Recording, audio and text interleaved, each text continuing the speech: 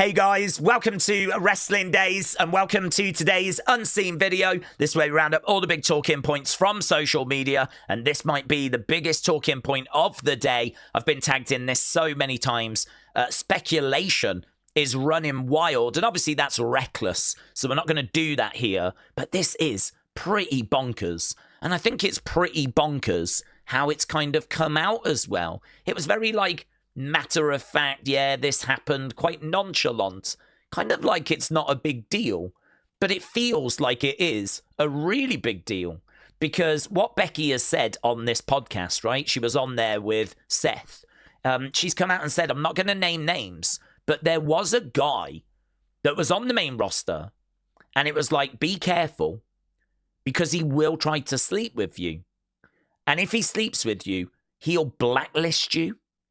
And then if he tries to sleep with you and you don't sleep with him, he'll also blacklist you. So, there was this tightrope. And at one point, he got my number. And I remember being like, how do I walk this line? If you get into a relationship and things go south, they're not going to fire the guy. They're going to fire the girl.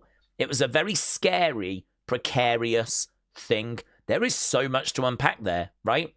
I can tell you, no one seems to know the name of this person. Brian Alvarez thought at first it was Vince, but there's a couple of things that just don't sit right with that. Brian Alvarez said this bit here about he got my number. Vince would have had Becky's number from the very beginning, right? Her details are going to be at the headquarters. So it doesn't really fit that this is Vince. The other thing as well is, would you describe Vince as a male talent on the main roster? It's not really how you would describe him, or certainly not how I would describe him, so that doesn't feel like it fits either. This feels like it's a big star that was on the main roster that had influence, that had the ability to go to Vince, to go to creative, to go to those in positions of power, Kevin Dunn and all of those executives, and to make life hard for people. So it's kind of like you had to sleep with them to keep them on side. Apparently that didn't work. And if you didn't sleep with them, you were blacklisted as well. So you can understand what Becky's saying here. It was like a tightrope that you had to try and find a way through, right? That you had to try and navigate. I mean, people being put in these situations, this kind of pressure, horrific. I just don't know what's going to happen next. I mean, honestly, I've been tagged in this a lot today. As I said, there's a lot of speculation. I don't want to take part in that because I haven't got a clue who this is. No one seems to know who this is. And the person who this is, of course, if we heard their side of it, might say this is a load of rubbish. What Becky was told was a load of nonsense. That's not true at all.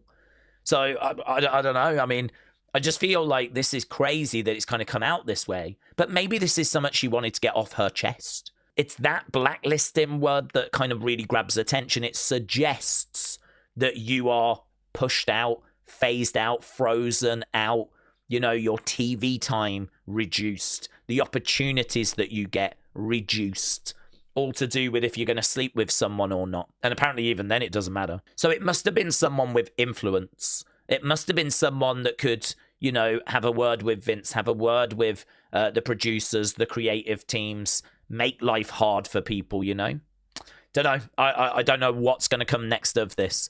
It might be that some other women come forward and go, I know who she's talking about, and I'm happy to name them as well. I mean, that's where this could go. So, I don't know. Definitely one to keep an eye on. This came out of an interview, Something's Burning, with Bert Kirshner, and there was so much stuff that came out of this interview, right? So much stuff. I mean, we had this as well. So, Silverback, thank you. Erase Your Mind, thank you. Same interview. Becky said, I start working with Lacey Evans right out of the gate, right? So, God bless her, but she wasn't, for me to go from the main event of Wrestlemania to someone who hadn't done anything, that was terrible. So, Becky not impressed with the booking following WrestleMania 35, which I can understand what she's saying, honestly, because basically you've gone from being the first woman to win the main event of WrestleMania to then very quickly afterwards just working with someone that's not done anything. And you're just really helping them, giving them a bit of your spotlights, rather than you getting built up even more and capitalizing on that WrestleMania main event, probably did feel like a bit of a step backwards, this, right? So I do get her point. Lacey Evans didn't appreciate it. Lacey Evans said, don't hate the player, hate the game. The only person who cried more than you was the baby I had on my hip while taking all those opportunities. When I come back, you will still do nothing but gently shake my hand and say how cute my family is backstage. Wow. Wow. Lacey Evans woke up and chose violence. And we go on. There's more that came out of this interview. So Seth Rollins says he's going to take his cast off, right, in about a month. And he's looking to return in February. Now, February is obviously real close to the Rumble. So maybe there's a chance he'll come back in the Rumble. But if not, if he can't quite get back in time for that, then he's trying to get back for February. Obviously, he wants to be back well before WrestleMania because he's going to want to build a story and have a match at Mania. So, you know, that's his focus. Whether he can do it, don't know. But that's kind of his mental target, if you will. So, Edward, thank you. Yeah, more from Seth, right? Again, same interview. This might be the most explosive interview of the year, honestly. Seth says there are some people on WWE's main roster who don't necessarily have a love for wrestling. He said it's a paycheck, it's a job. There's people that'll do it for a job just to get paid. Some people do learn to love it, but no one would stay and do it as a career if they didn't love it because it'll wipe you out. The schedule, though, is now way lighter than it used to be. We still travel every week, but we're not doing as many shows. We were doing 200 matches a year. That would weed people out very quickly if they didn't love it. They would just get exhausted, burn out, so they'd quit. But yeah, there's plenty of people that I would say now on the main roster that don't really have a love for it necessarily. So Seth Rollins going off on some of those on the main roster that he perceives to not have a real love for wrestling. And he doesn't just go off on those people. He's going off on you. He's having a go at you now because there's something else that came out of this interview. And he's having a go at you, right? So the fact that everyone feels that they need to have an effing opinion about everything, that's the thing where I go, what are we doing here? You don't need to have an opinion. You can just say nothing. Or you could talk to your friend about how much you hated the latest Marvel movie. You don't need to put it on social media. You don't need to. No one gives a shiz about you and your opinion. This is going well. My opinion is this is going well, isn't it? They want to have control. They think they might, and to their defense, these opinion junkies, we've given them a little bit of liberty of saying, if you have a strong enough opinion and it takes hold, we will change course, right? This is weird to me now because this is strong, right? You don't need to give your opinion. No one gives a shiz about you and your opinion. That line there, powerful, strong, very clear. No one cares about your opinion. A good example is the recent R-Truth thing where R-Truth's contract didn't get negotiated and it was leaked online. The fans went, we love R-Truth. What are we doing here? We need R-Truth. Everyone needs an R-Truth. And it got to the point where the executive said, you know what? They're right. We do need R-Truth. We were wrong. No one gives a shiz about your opinion. You know what? They're right. We were wrong. Them two don't marry up, do they? They don't marry up. It's kind of like he had a really strong thought, a really strong opinion, that is then actually mid-sentence changed. Because he's basically ending here by saying, actually, you know, your opinions do matter because there are times where they do actually change what's happening in WWE. You know, like when we were getting rid of R-Truth and everyone was upset and you helped bring him back, yeah? So actually, your opinions can have an effect. But also, no one gives a shiz about you and your opinion. About you. No one gives a shiz about you. Do you know what? Do you know what would have been a really good answer? A really good answer would be, listen, it can be hard to go on social media because everyone's sharing their opinions and sometimes they're not opinions that I want to be reading, right? They might be to do with me or maybe what I'm wearing, right? Or the storylines I'm in. But do you know what? Everyone's entitled to their opinion, and we encourage the fans to share theirs. That's what makes wrestling so great, is the fact that everyone can feel connected and involved. That would have been a good answer, wouldn't it? That would have been a good answer. That would have been a better answer than no one gives a shiz about you and your opinion. Honestly, what a flipping interview that was, eh? What a flipping interview. Hang it in the Louvre. Right, moving on. Let's have a look at Survivor Series, shall we? These are the latest betting odds. So here we can see the heels at -200. There are the baby faces at +150. I think that's about right. I'd probably have them a little bit more favourites than -200, but that is the pick for me. On this side, I think that is closer, and actually I could understand the heels winning. I don't really understand the logic in the baby faces being so heavy favourites. I mean, we know that Charlotte has got issues with Rhea. We know that Alexa and Charlotte have had a little tiff recently, but they seem to be back on the same page. But, you know, there's definitely a few issues in that group. I don't really think there's many issues in this group. We know that Asuka and Kairi have had problems, but they're the current tag champs. And actually, Asuka has not been mistreating Kairi so much recently. So, I don't know. I don't know what's motivated these odds, but whatever, that's where we are. And the babyface team, the big favourites. Here we have got Cena at +300, Dominic at -500. I think Dominic wins, so it's good to see that the odds are kind of supporting that. It is worth mentioning, though, Dave Meltzer said it was always planned for John Gunther to be for a title. So, I don't know, that would kind of suggest that maybe John goes in as the IC champ. I don't think he will, personally. I don't think it makes any sense John beating Dominic twice. I don't know what we get from that. I don't know what we gain from that. I think it makes sense John having a run with the IC title so that he can be a Grand Slam champ and tick that box off. But surely now it's time for him to drop that belt back to Dom. And then the other one, yeah, Stephanie, big favourite. Makes sense. -2,500. Nikki Bella at +800. Right, next we've got this. So ESPN president says WWE partnership has been great. Survivor Series is going to be the measuring stick. So he said it's gone great so far. And he's enjoying working with the team, Nick Khan and the team. Looking forward to WrestleMania.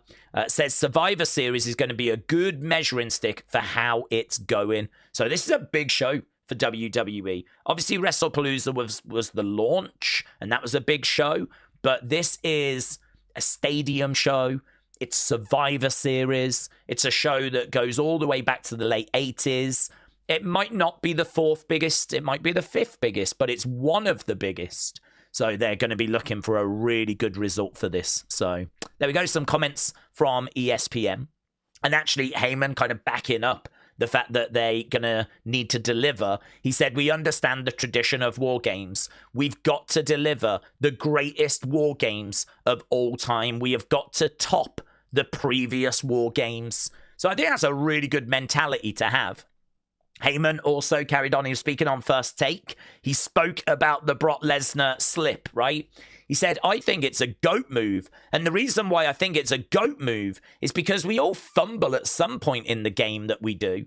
There's no such thing as someone who doesn't fumble in life. Brock Lesnar turned a fumble into a touchdown just like that.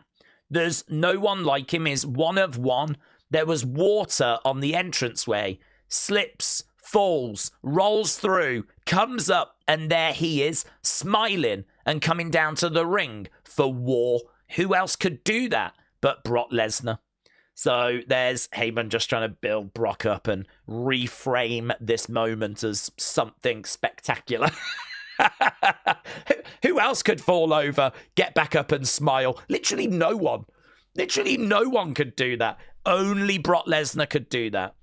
Fall, slip, get back up and smile. Most other people would get up and they'd be in tears. They'd be crying. They'd probably run to the back. Not Brock Lesnar. Big smile on his face because it was a GOAT move. An absolute GOAT move. Right, this is interesting. So Lana says Vince wrote her promos. He was very, especially the Russian stuff, he was hands-on with it, right? I think he was using me as a puppet to talk about America. Once Trump became president, he sat me and Miro down and he went, okay, no more politics. It's too polarizing and controversial. He was using me as a puppet. I was making global news. Vince thought it was mostly hysterical. There's one clip that I like to throw to, and it shows Obama working out, like these little 8-pound stuff things. And I'm like, unlike a real man. And then they cut to Vladimir Putin, and it's him doing judo and riding a horse and being shirtless.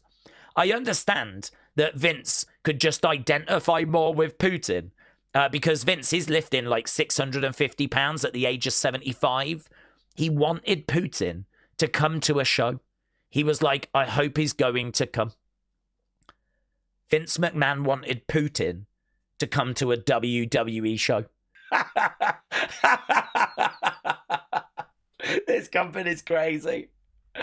Think of the stuff that we've just spoke about in the last 20 minutes, right? Think of all the stuff that we've just spoke about. Having a go at wrestlers, having a go at fans. Some sex pest is backstage causing trouble for the women.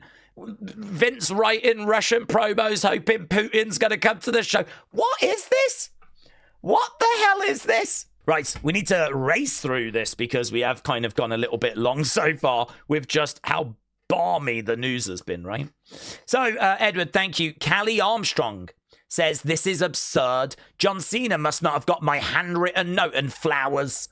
I think Kendall Gray gave me the wrong address. So, Callie Armstrong, livid that she has not been included in the Iron Survivor Challenge match.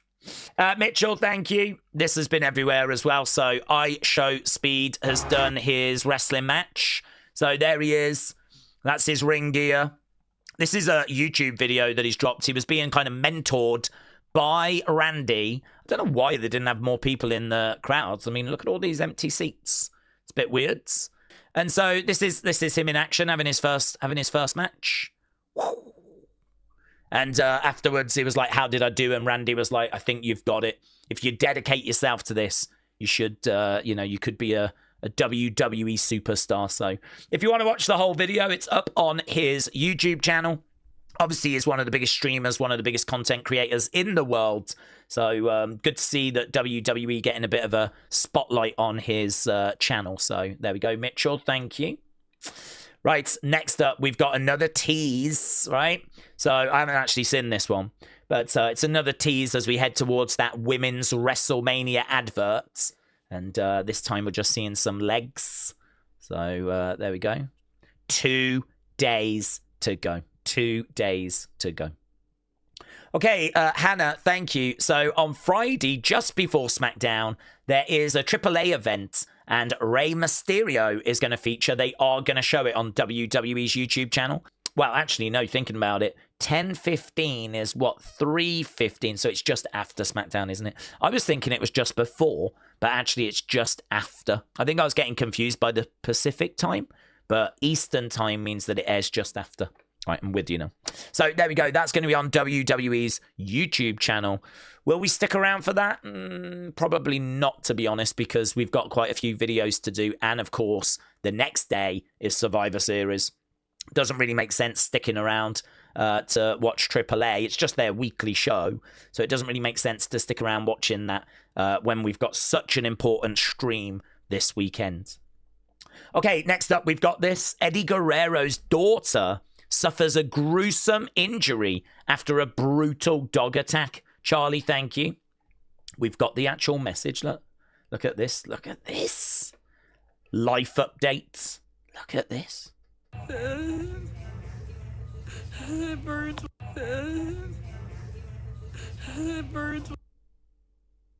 There is an update, look. It's healing up already nicely. I'm very fortunate. So apparently what she did is she went over to a friend's sleeping dog. She was around a friend's house. Dog was sleeping. She went over, I think, to give it like a kiss on the head. And it startled the dog. And the dog must have lashed out. Don't know what the dog did, but the dog must have lashed out. And she says that it's a learning lesson. Really fortunate, actually, that there's no serious damage to that eye. So crazy. That's Eddie Guerrero's daughter. Right, next up we got Vince Russo. This is an interesting story. He was talking to Ariel Helwani, right? And basically, the last time he spoke to Vince, it was about 8 years ago. It didn't go well. He was entertaining the fact of bringing me back because the numbers were down. And he wanted me to audition for the job, right? I reached out and he came back. He said, watch the shows for a month and then give feedback. And I was like, okay, no problem. What are you going to pay me for a month? And he was like, pay you. You should be thrilled to have this kind of opportunity. And he said, Vince, I'm not a kid out of college. I'm not working for free. I'm not watching the shows. If you want to compensate me, no problem. But the days of me doing anything for free are long gone. I'll be honest, he got pretty nasty with me. And the last email was really nasty. He was hitting me below the belt, and I didn't even answer it. So how crazy is that little glimpse behind the scenes? 8 years ago, little email exchange between Vince Russo and Vince McMahon. Vince Russo, of course, used to be a writer in WWE, for those that don't know. Wrote during, like, the Attitude Era. Okay, Lacey Lane has signed with AEW. Fightful Select confirming that. So that coming from Sean Ross Sapp. So many congratulations to her. That's Caden Carter, of course, signing with AEW. Right, let's go into the fun folder, shall we? See what we got in here. Yeah, we've got this in reverse. So, in reverse, Brock Lesnar steals Bron Breakker's hat and then does the slowest tactical roll you will ever see.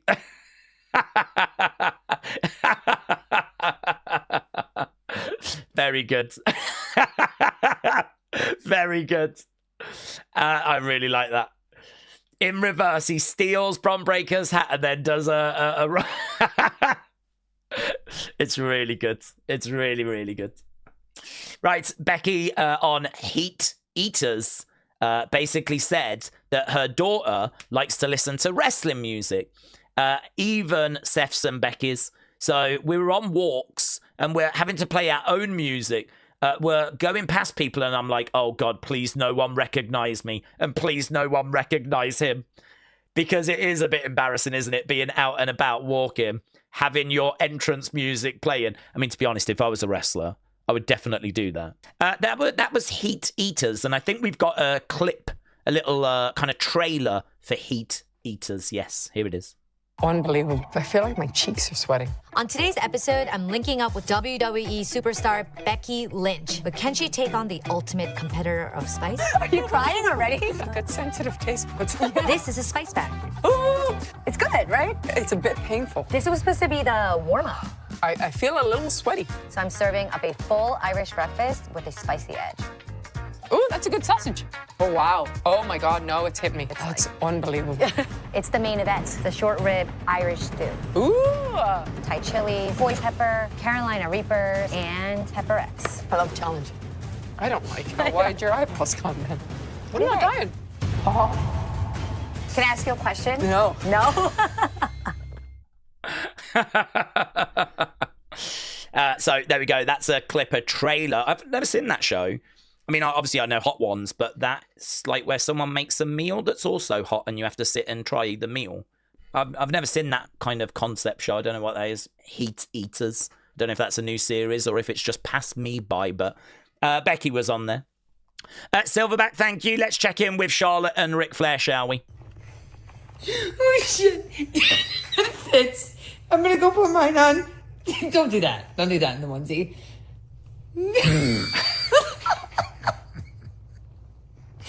You've never looked better. I'm going to go put mine on. Okay. So there's, we all needed that. Ric Flair in a onesie.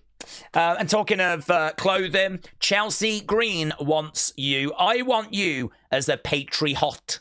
So there we go. A new, very cool looking Chelsea Green shirt. Right, let's go, community. Do thanks and let's get out of here. This absolutely bonkers unseen. So, Mr. Shout out to you said, my son was excited, wanted to show off his Fatu and heavyweight. That's an amazing figure. That's, I think, the first time that I'm seeing the Fatu, Jacob Fatu figure. Looks great. Really great. So, love that. Love the cloth shirt and everything. Looks brilliant. And obviously the belt in the background. Awesome. So, yeah, love that. Misters 383. and your son. Shout out to you guys. I think that looks awesome. Awesome. Right, a big thank you to all these people as well. And a big thank you to all of you that have watched this. So, Huddle Talk, Patrick Smith, Wrestling's Biggest Fan, Nails and NY, Wrestling Void, Sweet Chin Wrestling, Kelly the Wise Lady, Silverback, Claire Webb, Edwards, and Edwards. There we go. Thanks a lot for watching. Appreciate it as always. I'll see you again next time. Bye for now.